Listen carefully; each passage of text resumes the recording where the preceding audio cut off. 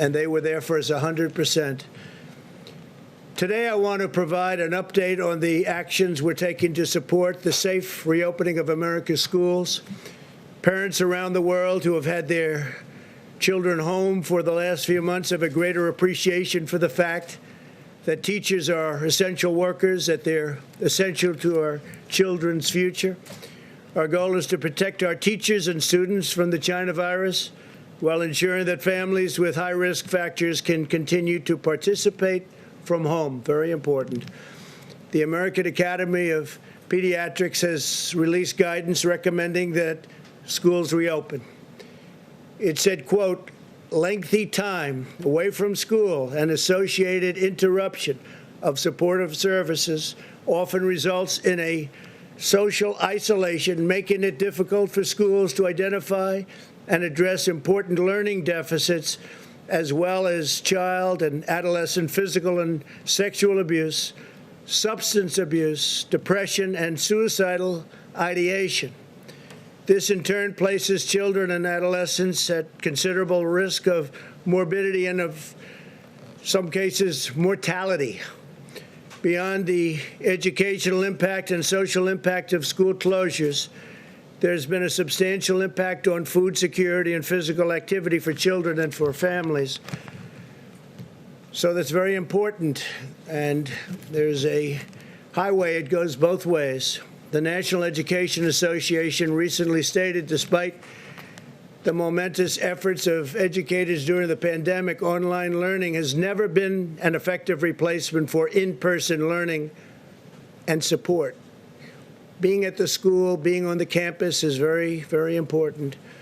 One study estimates that due to school closures last spring, the average student will begin this school year roughly 35% behind in reading compared to the typical year, and more than 50% behind in math. That's a big statement.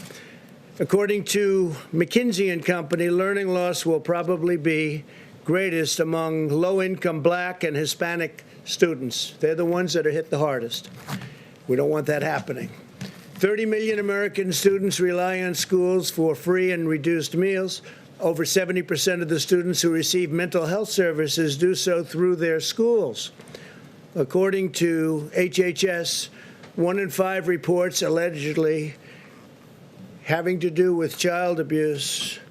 They have neglect, and these are neglect and neglected cases are submitted by education personnel. So people in the education world on the premises will be the ones that report neglect and other problems when they see the children. They know if they've been neglected, they know if they've been hurt or harmed in any way, whether it's at home or someplace else, but they see this at school. You don't get to see that if you're not going to school. It's a big thing. Fortunately, the data shows that children are lower risk from the China virus very substantially. When children do contact the virus, they often have only very mild symptoms or none at all. And medical complications are exceedingly rare. Those that do face complications often have underlying medical conditions. 99% of all China virus hospitalizations are adults, and 99.96% of all fatalities are adults. That means that children are a tiny percentage, less than 1%, and even a small percentage of 1%.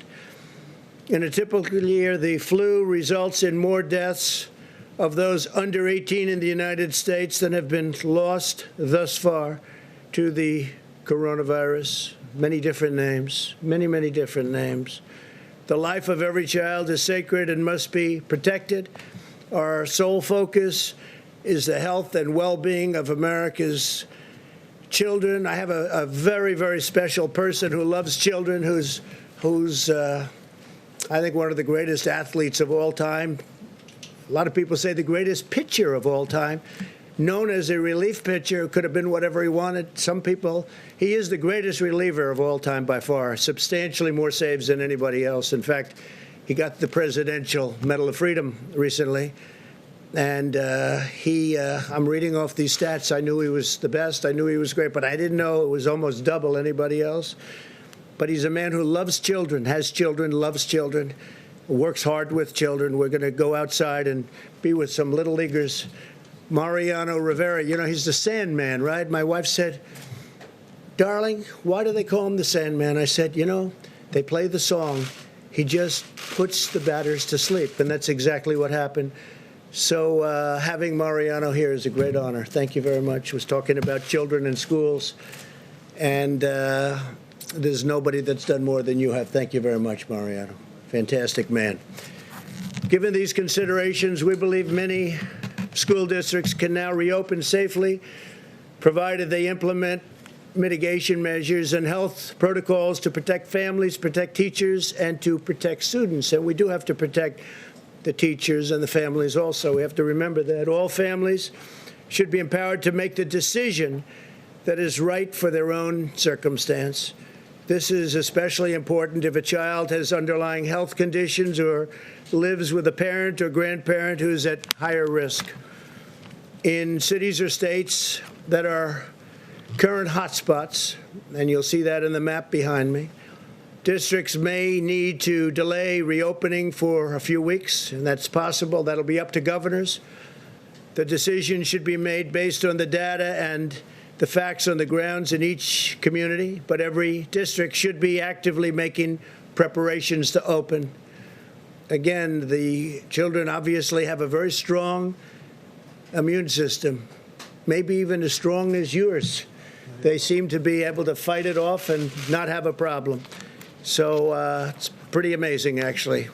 Great, great credit.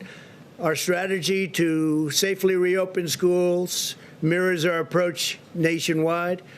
As we race toward the completion of a vaccine and therapeutics, the responsible path is to shelter those at highest risk while allowing those at lower risk, much lower in the case of young children, to resume work at school, and as long as everyone practices vigilant hygiene and social distancing. We want that.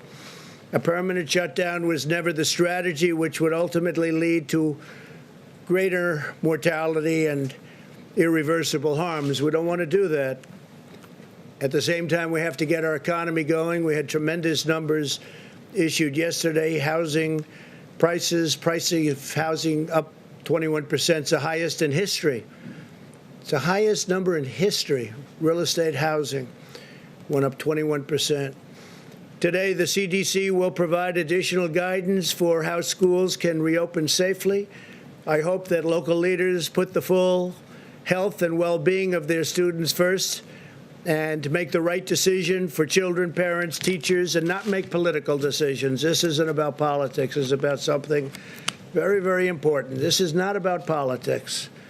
I even think it's bad politics if you do the wrong decision, very bad politics. We're asking Congress to provide $105 billion to schools as part of the next coronavirus relief bill. This funding will support mitigation measures such as smaller class sizes, more teachers and teacher aides, repurposing spaces to practice social distancing, and crucially, mask wearing. This money is in addition to the $30 billion we secured for schools and universities earlier this year. That money we have, some is distributed and some is not distributed. If schools do not reopen,